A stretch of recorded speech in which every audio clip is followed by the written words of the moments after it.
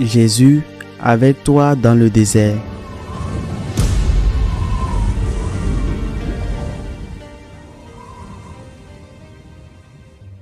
En ce temps-là, Jésus disait à ses disciples, « Quand le Fils de l'homme viendra dans sa gloire et tous les anges avec lui, alors il siégera sur le trône de gloire.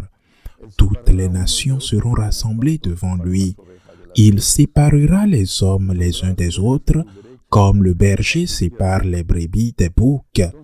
Il placera les brebis à sa droite et les boucs à sa gauche.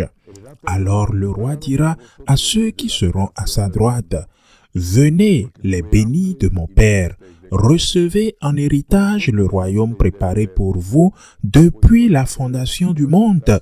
Car j'avais faim et vous m'avez donné à manger, j'avais soif et vous m'avez donné à boire, j'étais un étranger et vous m'avez accueilli, j'étais nu et vous m'avez habillé, j'étais malade et vous m'avez visité, j'étais en prison et vous êtes venus jusqu'à moi. » Alors les justes lui répondront, « Seigneur, quand est-ce que nous t'avons vu? Tu avais donc faim et nous t'avons nourri. Tu avais soif et nous t'avons donné à boire. Tu étais un étranger et nous t'avons accueilli. Tu étais nu et nous t'avons habillé. Tu étais malade ou en prison.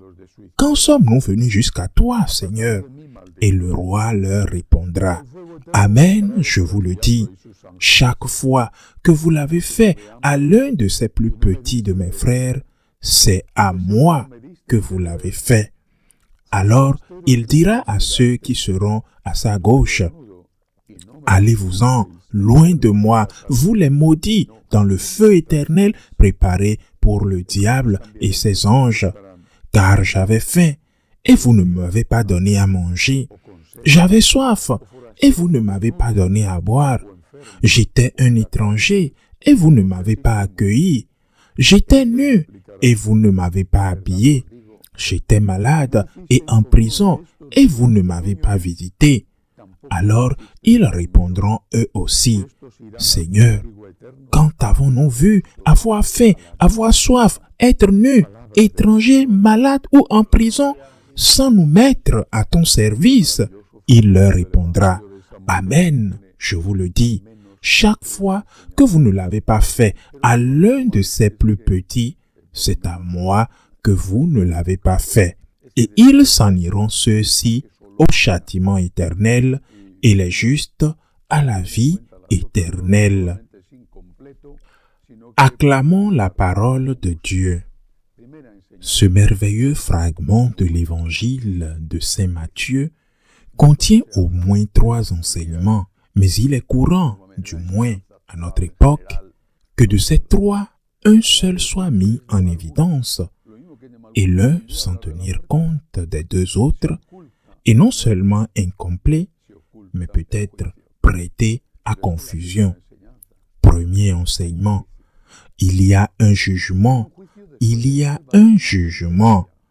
On n'en parle pas dans les homélies, dans l'enseignement actuel. En général, on n'en parle pas. Parler de jugement est de mauvais goût, comme c'est de mauvais goût aujourd'hui de parler de la mort. La mort est cachée, le jugement est caché, mais c'est le premier enseignement. Il y a un jugement. Il y a un jugement après lequel il y aura une sentence qui peut être favorable, venez bénis de mon Père, ou elle peut être une condamnation, allez maudit de mon Père. Je pense que c'est la première chose que nous devons souligner. Le Seigneur nous enseigne avec cette parabole ou avec ce texte que ce sont nos œuvres qui vont conditionner le résultat du jugement. Si Luther, au lieu de se concentrer sur un seul paragraphe, sur une seule phrase de la lettre de Saint Paul aux Romains, avait lu toute la lettre, avait vu le reste des lettres de Saint Paul et s'était concentré sur l'Évangile, par exemple, sur ce texte, il n'aurait jamais pu dire que les bonnes œuvres ne sont pas nécessaires au salut. Le Christ est très clair. Il y a un jugement qui sera pour la vie éternelle avec lui ou pour la vie éternelle avec le diable. Et ce jugement est marqué par ce que nous faisons ici sur la terre. Maintenant, puisque Dieu nous aime, ce que le Seigneur veut, ce n'est pas notre condamnation. Il est venu pour nous sauver. Il y a un jugement basé sur nos bonnes œuvres ou nos mauvaises œuvres, mais le Seigneur nous donne les réponses au jugement. C'est comme si un professeur qui ne veut pas faire échouer aucun de ses élèves leur montre les questions d'examen avant l'examen. Regardez, il y a un examen. Voici les questions de cet examen. Voici les questions que je vais demander à l'examen. Prenez note, mémorisez les questions, recherchez les réponses aux questions. Ou au pire des cas, il offre la réponse pour que les élèves, le jour de l'examen, puissent s'en sortir afin que aucun d'eux n'échoue. Donc ce sont des questions que le Seigneur nous montre déjà et qu'il va nous poser après la mort. Or, si l'étudiant, dans le cas de l'exemple que j'ai pris, qui connaît les questions de l'examen, ne les prépare pas, cela signifie qu'il échoue parce qu'il veut échouer. Eh bien, dans ce cas-là, c'est la même chose. Il y a un jugement, il y a le salut. Le salut ou le jugement de la condamnation. Et le Seigneur nous dit, au jour du jugement, je vais vous poser ces questions. J'ai eu faim, m'as-tu nourri? J'étais nu, m'as-tu habillé? J'ai été malade, es-tu venu me rendre visite? J'ai été en prison, es-tu venu me voir? C'est-à-dire que j'ai souffert dans mon corps, dans mon esprit, j'ai souffert de la maladie, de la vieillesse, du manque de travail, de l'immigration, de l'éclatement de la famille, j'ai souffert. Qu'as-tu fait? Qu'avez-vous fait pour moi? Qu'as-tu fait? Quand tu m'as vu souffrir, il se peut que tu n'aies rien pu faire, parce que je me trouve avec une personne malade, et même si j'étais le meilleur médecin du monde, elle ne peut pas être guérie. En fait, des gens meurent tous les jours, mais le Seigneur ne me demande pas de faire ce que je ne peux pas faire, mais ce que je peux faire. J'ai souffert, qu'as-tu fait? C'est la question du jugement. Le Christ ne veut pas que nous soyons condamnés, il veut que nous soyons sauvés. Il est venu pour nous sauver.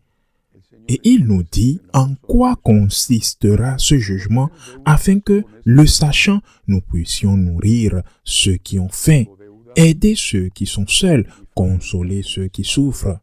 Deuxième enseignement, et on en parle, il y a une présence du Christ, une présence réelle, et en même temps une présence différente de celle eucharistique. Tout ce que vous avez fait au plus petit de mes frères, c'est à moi que vous l'avez fait. C'est une sorte de présence réelle, substitutive du Christ. Il y a une certaine présence du Seigneur dans mon frère. Quand il souffre, c'est pour le Christ, présent en lui, que je dois agir pour lui. Et si je ne le fais pas, c'est le Christ que je méprise, que je mets de côté, que je marginalise. Le Seigneur est présent dans la personne qui souffre.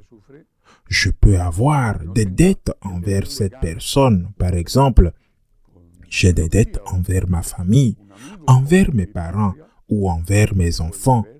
J'ai des dettes envers mes amis. J'ai des dettes envers mon pays, c'est-à-dire que j'ai des devoirs à remplir. Et c'est la première chose à faire. Mais aussi, même si je n'ai pas de dette envers cette personne, un étranger, un inconnu, un immigré, je n'ai rien à voir avec lui, je ne l'ai pas volé, je ne l'ai pas calomnié, je n'ai rien à voir avec lui, je n'ai aucun devoir légal à l'aider. Mais j'ai tout le devoir d'aider le Christ parce qu'il a donné sa vie pour moi. Il m'a créé, il m'a donné tout ce que j'ai et tout ce que je suis. Et pour cela, parce que j'ai le devoir d'aider le Christ, et le Christ est présent dans cette personne qui souffre, même si je n'ai pas le devoir légal, comme je peux en avoir avec ma famille, ou avec un ami, ou avec mon pays, j'ai le devoir spirituel de l'aider, parce que en lui se trouve le Christ, à qui je dois tout, mes devoirs envers lui. Dieu vient au secours de mon frère. Quand mon frère en a besoin, rappelons-nous toujours de la parabole de celui qui allait à Nazareth, le bon Samaritain, sur la route de Jéricho. Rappelons-nous cette parabole.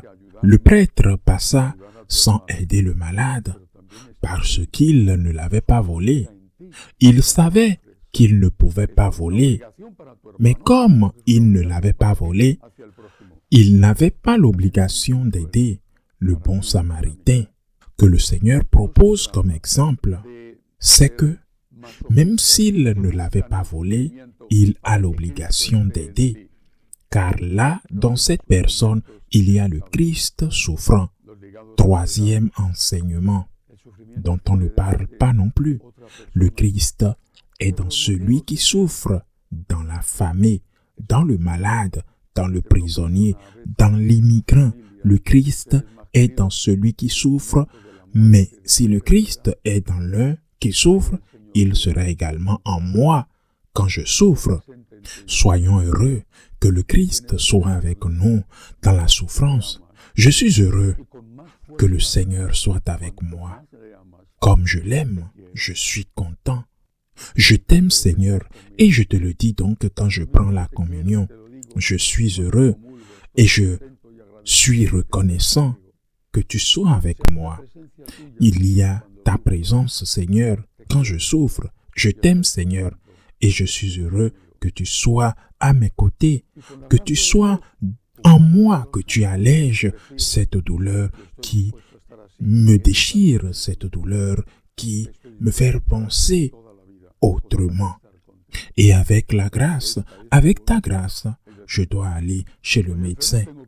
La même chose, si un de mes frères est malade, je dois l'amener chez le médecin. Si je suis malade, je dois aller chez le médecin. Mais bien que le médicament fonctionne, si cela fonctionne bien sûr, je suis avec le Christ présent en moi à travers cette douleur, à travers cette souffrance. Merci Seigneur, parce que je sais que dans la souffrance que je vis, la souffrance qui me déchire, tu es avec moi.